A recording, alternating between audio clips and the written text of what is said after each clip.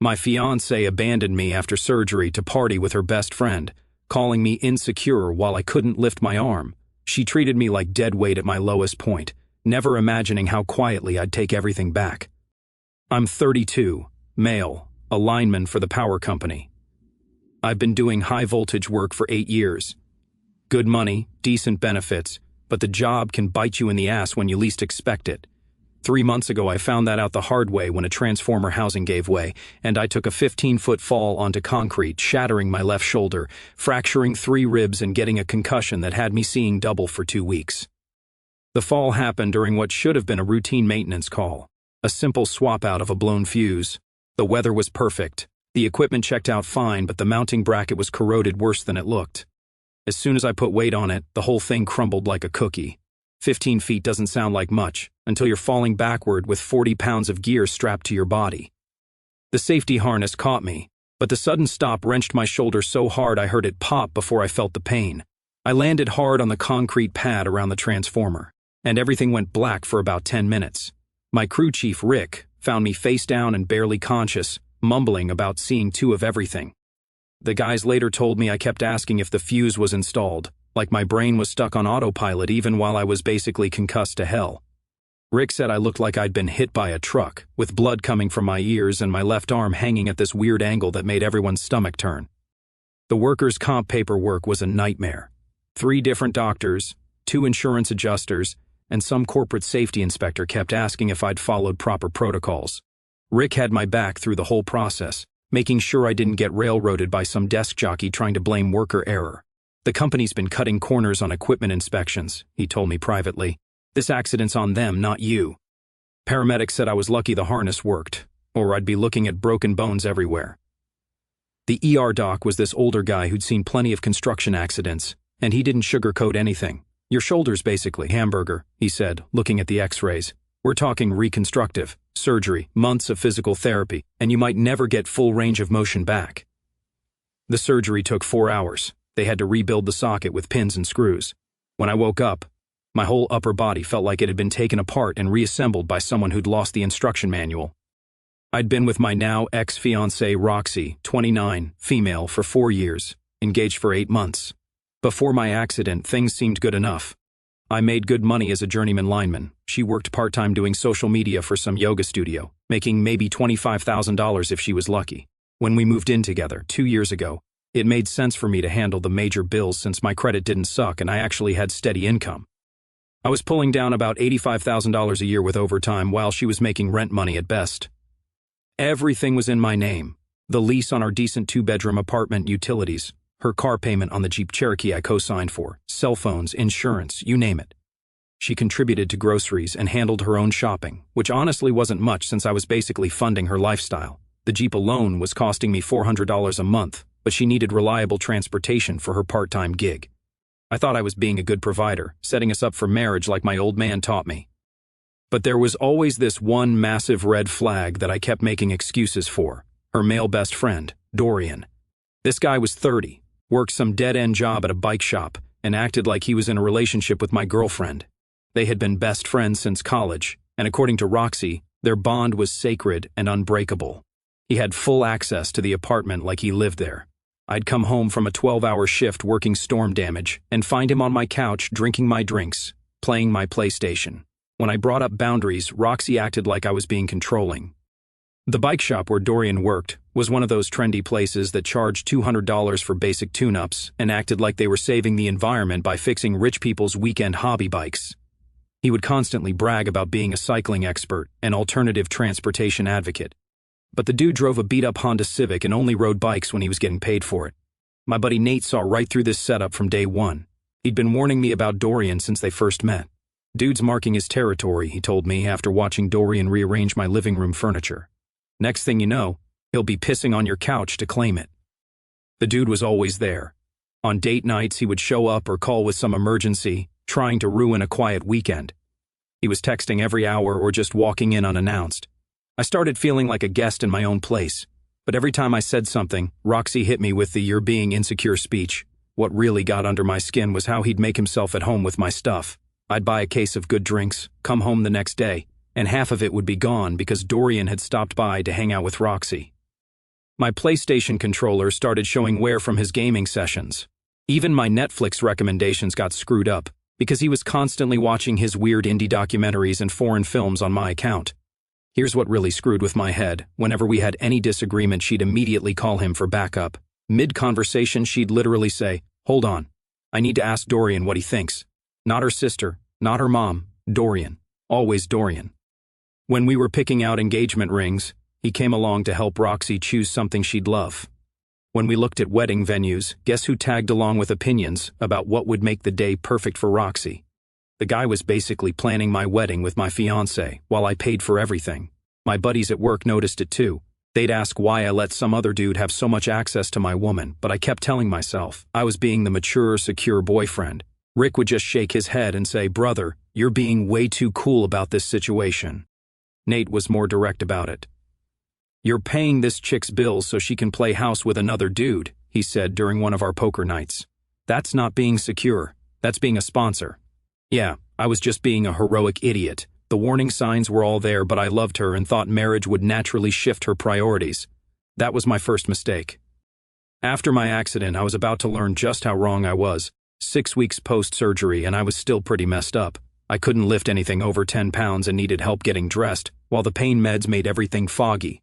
The doctor said full recovery would take 3 to 4 months minimum, possibly longer, if I didn't follow orders and rest. The power company had me on workers' comp, so money wasn't an immediate issue, but being stuck at home unable to work was driving me crazy. I'm not the type to sit around watching daytime TV and feeling sorry for myself. The workers' comp covered about 2/3 of my regular pay, which was still enough to handle all our bills, but it felt weird not having that steady paycheck routine.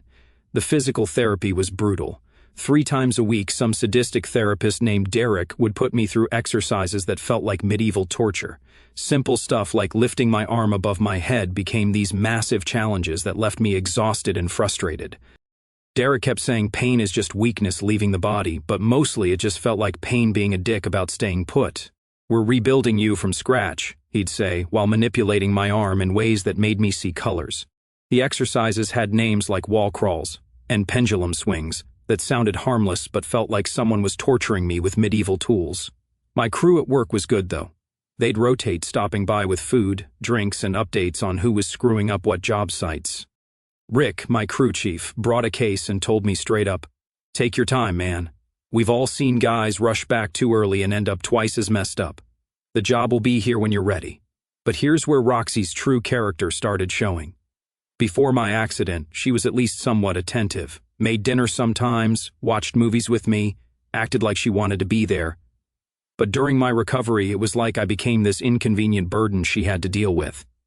She'd complain about having to pick up prescriptions, sigh dramatically when I asked for help with basic stuff like changing bandages, and spend most of her time texting Dorian. Meanwhile, Dorian was over constantly, supposedly helping, but really just hanging out while I sat there like a broken spectator in my own life. The prescription runs became this huge drama every time.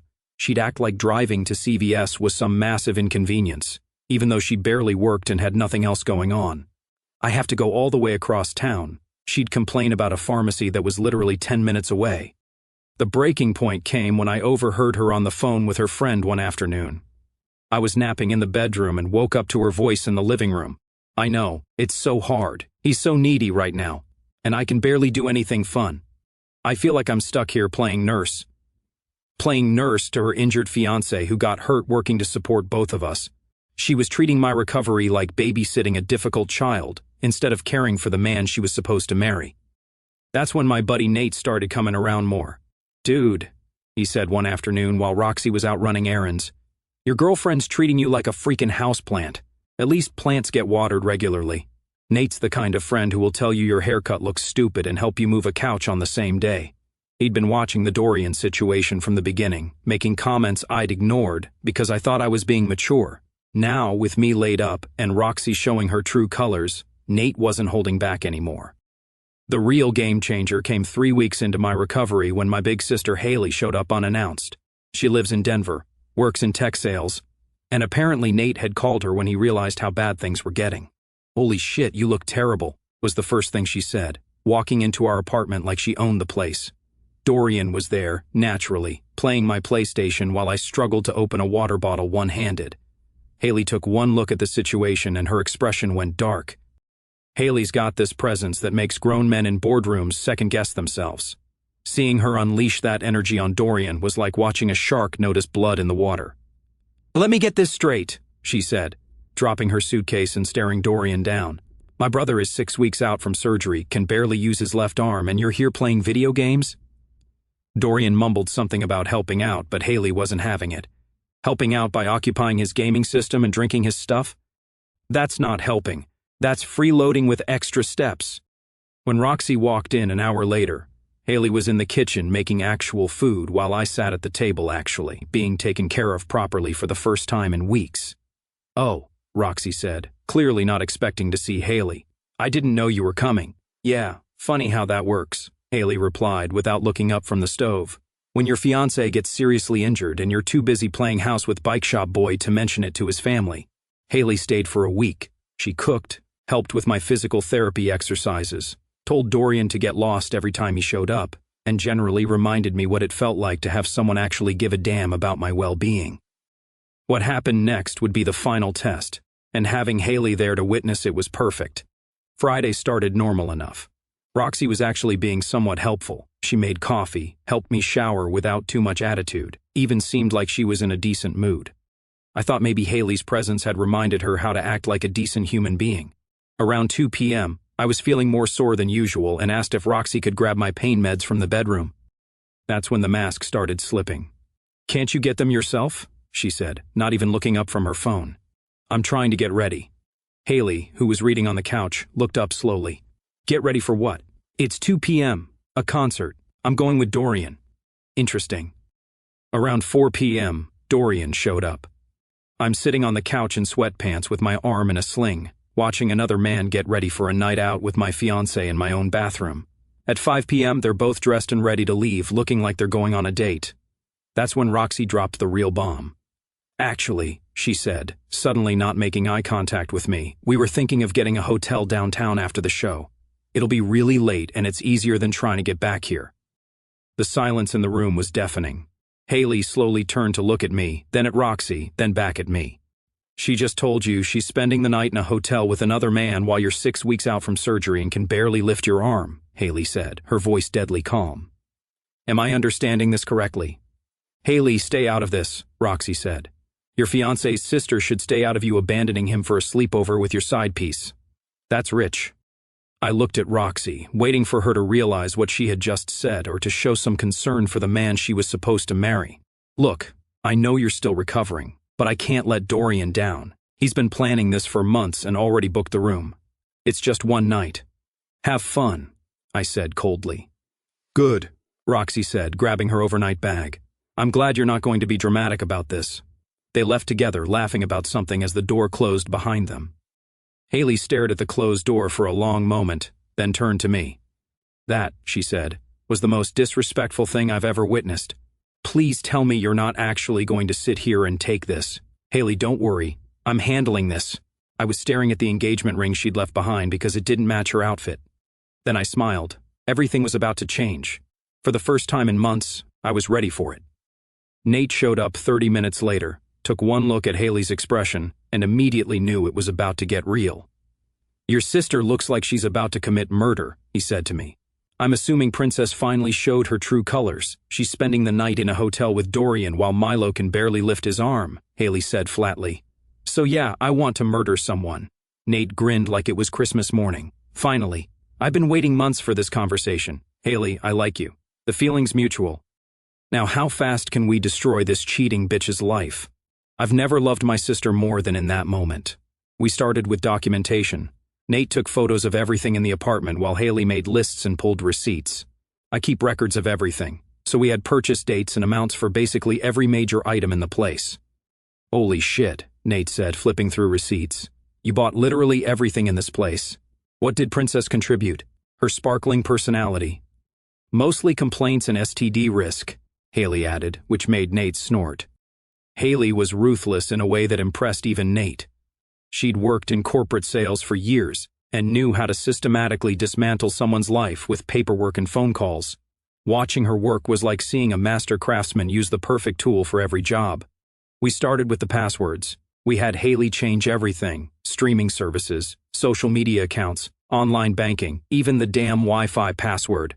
While she handled the digital scorched-to-earth campaign, Nate and I focused on the physical stuff. The apartment lease was the big move. Since it was solely in my name, I had options. Nate pulled out his phone and called his cousin Danny, who worked in property management. "Yeah, I need you to walk me through tenant eviction procedures. Hypothetically speaking, if someone wanted to remove an unauthorized occupant." The conversation was educational. It turned out that since Roxy wasn't on the lease and hadn't established legal tenancy, no official mail, no utility bills in her name, she was basically a guest who'd overstayed her welcome. "This eviction notice is a work of art," Haley said, reading over the legal document we drafted. "Professional, thorough, and absolutely devastating. She's going to lose her mind." The real masterpiece was canceling the wedding. Haley took point on this, using her corporate experience to negotiate with vendors. "I explained the situation professionally," she reported after an hour of phone calls. Most of them were surprisingly sympathetic. Apparently, brides abandoning injured grooms isn't common enough to be jaded about. We managed to recover almost $18,000 in deposits and payments. Haley documented everything for the demand letter she was already planning. The venue was surprisingly cool about it. The manager actually said, "Son, I've been doing this for 20 years, and I can spot a disaster wedding from a mile away. You dodging this bullet is probably the best thing that could happen to you." Nate helped me pack everything that was mine while Haley coordinated like a general planning a military campaign. "Oh look, she left her engagement ring," Nate said, finding it on the dresser. "Guess it didn't match her hotel outfit." "Pack it," I said. "That's going back, along with a bill for everything else." Nate loaded all of Roxy's stuff while Haley called a locksmith.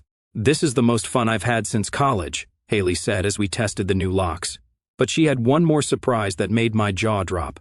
"I took the liberty of documenting Dorian's bike shop employment through public records," she said, showing us her laptop screen. "Turns out he makes about $28,000 a year and has 2 kids with 2 different women he doesn't pay child support for." "How the hell did you find that out?" Nate asked. "LinkedIn, Facebook, a little creative Googling, and courthouse records. Your girlfriend's soulmate is a deadbeat dad who can't hold down a real job. This should be interesting when reality hits." The child support information was gold. 2 different cases in family court, both showing Dorian consistently behind on payments. One of the baby mamas had even posted public complaints about him on social media. We headed to my parents' place where Haley had already arranged for me to stay while things got sorted out. "You know what the best part is?" Haley said as we unloaded my stuff. "She thinks she won. She got her night with Dorian, proved she could do whatever she wanted, and now she gets to learn what life looks like without someone else paying for it." Nate raised his drink. "To Haley, the sister I never had but always wanted. To Milo for finally growing a backbone," Haley replied. The real fireworks were about to start, and we had front row seats. Saturday was blissfully quiet. Haley delayed her flight so she could watch the fireworks, and we spent the day at my parents' house eating Mom's cooking and preparing for what we all knew was coming. My parents were being surprisingly cool about the whole situation. Dad just said about time, and Mom started making up the guest room like I was coming home from college. They'd never loved Roxy anyway, though they'd been polite about it. The explosion started Sunday afternoon, and it was everything we'd hoped for and more. The first message came around 1 p.m. "Milo, I'm back at the apartment and I can't get in. Did you change the locks and my phone isn't working? What's going on? Call me." "Oh, this is just the appetizer," Haley said, cracking open a drink at 1:30 p.m. "Wait until she realizes the scope of this." An hour later, the tone shifted. "This isn't funny. I had to borrow Dorian's phone to message you. My credit card was declined at lunch, and it was embarrassing. There's some official-looking paper on the counter that I don't understand. You need to call me right now." "Credit card declined," Nate read over my shoulder. "That means she tried to use the card that's attached to your account." "Beautiful." The image of Roxy's card getting declined at some restaurant in front of Dorian was satisfying in ways I didn't know were possible. But by evening, full panic had set in. "Milo, please. I get that you're upset about the whole thing. Maybe I should have come home, but this is insane. You can't just lock me out of our apartment and cancel everything. I have nowhere to go and all my stuff is locked inside. Dorian said this is illegal and you can't just kick me out. We need to talk, please." Haley was taking notes in a notebook like she was grading a performance. "Dorian said it's illegal. That's rich coming from a guy who's behind on child support. What's his legal expertise? Watching Judge Judy. Nate was getting regular updates from his network of friends who knew people who knew people. Apparently, Roxy and Dorian's triumphant return to our apartment had been a complete disaster. They'd shown up Sunday afternoon expecting to continue their romantic weekend, only to find themselves locked out of an empty apartment with an eviction notice taped to the door. Roxy's phone was dead. Her credit card didn't work, and she suddenly realized the extent of her financial dependence on me. According to my sources, Nate reported, they had a massive fight right there in the hallway. She blamed Dorian for encouraging her to stay at the hotel. He blamed her for ruining a good thing by making you suspicious. Then Dorian left her there, just packed up his stuff and drove home, telling her she needed to figure it out because he wasn't getting involved in her housing problems. Haley's laugh was evil. That's poetry. The same guy who'd been all over social media posting about their true friendship couldn't handle one afternoon of actual problems. Monday brought a new player into the drama, Rebecca, Roxy's toxic friend. She sent me a series of nasty texts calling me controlling, manipulative, and psychologically abusive. Haley read them and immediately pulled out her phone. Oh, hell no. Nobody talks to my brother like that. Wait, what are you doing? I'm teaching this bitch some manners. Haley's response to Rebecca was surgical. Hi, Rebecca. This is Milo's sister. I was there when your friend abandoned her injured fiancé for a hotel room with another man. Since you seem confused about who the victim is here, let me clarify. It's not the cheater. Maybe focus on helping your friend find a job instead of texting her ex. XOXO. Rebecca went silent after that, but the drama was just getting started. Thursday evening, I was at my parents' house helping Dad fix their garbage disposal when we heard screaming from the front yard. Through the window, we could see Roxy marching up the driveway like she was leading a one-woman army. Milo, she screamed, pounding on the front door. I know you're in there. You can't just destroy my life and hide. Haley opened the door. Oh, look who decided to show up. You bitch, Roxy snapped. It's all because of you. Watch your tongue before I pull it out of your head. Where's Milo? Tell him to get out here right now. Nah, he's good. She started screaming, calling me every name in the book, and Dad had to threaten to call the police before she finally left the next morning. Brought messages from Dorian that were pure comedy gold, trying to defend Roxy and calling me insecure. I simply replied, she's yours now. Congrats. He never responded, but Roxy's parents were a different story. Her dad, Tom, actually called to apologize for his daughter's behavior, while her mom, Linda, tried to make excuses. Tom shut her down hard. Linda, our daughter abandoned her injured fiancé for another man. End of discussion. 2 weeks later, Roxy was apparently doubling down on her choices in the most public way possible. She and Dorian were posting constantly on social media about their true love, trying to rebrand her cheating as some great romance. The posts were getting more desperate by the day. Finally found my soulmate captions with forced smiles, true love conquers, all over photos that looked increasingly staged. Even their friends were starting to comment with confused reactions and side-eye emojis. The social media campaign backfired spectacularly. Family and friends could see right through the performance, especially when her own dad commented, "Interesting timing for true love right after abandoning your injured fiancé." Meanwhile, Nate had his own revenge brewing, and it was diabolical. Yo, Milo, remember how Dorian used to use your PlayStation all the time? He asked with a grin that made me nervous. Yeah, why? Well, I may have done something while we were packing up your stuff. He pulled out his phone, showing me screenshots. I logged into your PSN account on his profile and bought about $800 worth of games and DLC. Nate, what the hell? Relax. I used her credit card information that was saved on your account. He'd used her saved credit card information to buy about $800 worth of games and subscriptions for Dorian's gaming accounts. Charges that would keep hitting her for months until she figured out how to stop them. You're evil, I said, but I was laughing. I prefer creative. Meanwhile, my life was actually getting back on track. The shoulder was healing faster than the doctors predicted. Derek, my physical therapist, was impressed with my progress and started pushing me harder. Most guys your age would still be whining about lifting a coffee cup, he said during one session. You're ready to get back to real work. By week 10, I was cleared for light duty. Rick called me personally with the news that a desk job had opened up in dispatch. Same pay, easier hours, and I could transition back to field work once I was fully cleared. The dispatch work was actually perfect for where I was mentally. I got to coordinate crews, handle emergency calls, and basically be the guy who kept everyone else from screwing up their jobs. It felt good being useful again, even if I wasn't climbing towers. House hunting became my new obsession. After years of renting and basically subsidizing someone else's lifestyle, the idea of building actual equity was intoxicating. My credit was solid, I had decent savings, and the real estate market was finally showing some properties in my range. It was a 12,200 square foot ranch in a decent neighborhood, built in the 80s but well maintained. 2 bedrooms, garage, small yard, and most importantly, mine. Every payment went toward something I actually owned instead of funding someone else's lifestyle. Nate helped me move in and immediately claimed the second bedroom as his crash pad for when his girlfriend kicked him out. "This place has good energy," he said, testing out my new recliner. "No toxic vibes, no bike shop losers. Just a man in his domain." The house came with a workshop in the garage. I started rebuilding small engines in my spare time, lawnmowers, generators, anything mechanical that needed fixing. It was therapeutic as hell.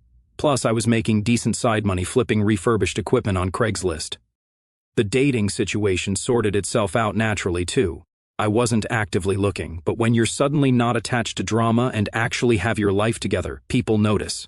There was Lisa, who lived 3 streets over. We met at the hardware store when she was trying to figure out why her generator wouldn't start.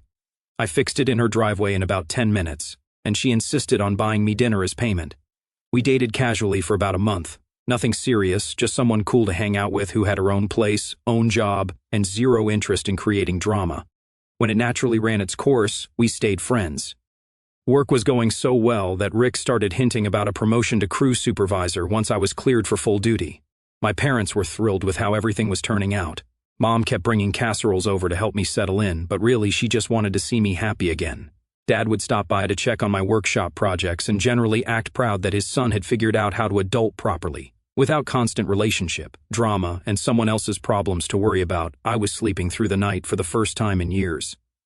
The only reminders of the Roxy situation were the occasional updates from mutual friends. Apparently, she and Dorian were having money problems, fighting constantly, and their social media presence had gone from desperate to non-existent. "She asked Rebecca about you last week," Haley reported during one of our Sunday phone calls. "Wanted to know if you were dating anyone." What did Rebecca tell her? That it was none of her business, and maybe she should focus on her own train wreck instead of stalking her ex. By month 3, life had settled into this comfortable routine that I hadn't realized I'd been missing. Work, house projects, weekend barbecues with actual friends, and zero tolerance for bullshit from anyone. That's when the universe decided to remind me that some stories don't end cleanly. I was at my new place when she showed up unannounced on a Tuesday evening. Nate was there helping me install a new garage door opener, and we both heard the tentative knock that sounded nothing like the confident woman I used to know. She looked rough, really rough. Hair unwashed, clothes that had seen better days, and this defeated posture that would have made me feel sorry for her if I didn't know better. "Milo," she said when I opened the door. "I need to talk to you, please." Nate took one look at the situation and said, "I'll be in the garage pretending I can't hear this train wreck," which made me smile despite everything. What she told me next was both shocking and completely predictable at the same time. "I'm pregnant," she said, not even trying to ease into it. I just stared at her. "Congratulations. Why are you telling me?" That's when she broke down crying. The ugly, desperate kind that comes from someone whose entire world has collapsed. "It's Dorian's," she sobbed. "But he won't. He doesn't want it. He said it's not his problem." Shocking. Nate appeared in the doorway with perfect timing. Did she just say what I think she said? Yeah. The irony was perfect. Dorian, the same guy who'd been posting about their true love and meant-to-be relationship, had immediately bailed the moment real responsibility entered the picture. "Oh, this is rich," Nate said, not even trying to hide his amusement. Then came the part that made my skin crawl. "I know you're angry, but this baby needs a father. You're a good man, Milo. You could be the dad this child needs. We could make this work. I've learned my lesson, I swear." The audacity was breathtaking. She was asking me to raise another man's child, specifically the child of the man she'd chosen over me while I was recovering from surgery. "Let me get this straight," I said, and Nate moved closer because he could sense something good was coming. "You cheated on me with Dorian, got pregnant with his baby, and now that he's bailed on you, you want me to step up and play daddy to his kid?" "It wouldn't be like that," she said quickly. "We'd be a family. The baby would be ours." Nate made a sound like he was choking on his own spit. "Lady, you've got some serious freaking balls. I'll give you that." She'd abandoned me at my lowest point for Dorian. Spent months posting about their perfect relationship. And now that he'd proven to be exactly the deadbeat everyone knew he was, she wanted me to clean up the mess. How far along, though? I asked, more out of morbid curiosity than anything else. 4 months, she whispered. That meant she got pregnant right around the time she was posting those soulmate photos with Dorian. While I was dealing with the aftermath of their betrayal, they were busy creating this new problem. Nope, I said simply. Please, Milo, I have nothing. Rebecca kicked me out because I can't pay rent. I'm sleeping in my car. I have nowhere to go and no way to take care of a baby. You made your bed, literally in that hotel room. Now you get to lie in it, I said coldly. But the baby is not my responsibility, I finished. Call Dorian. Nate stepped forward. I think it's time for you to leave.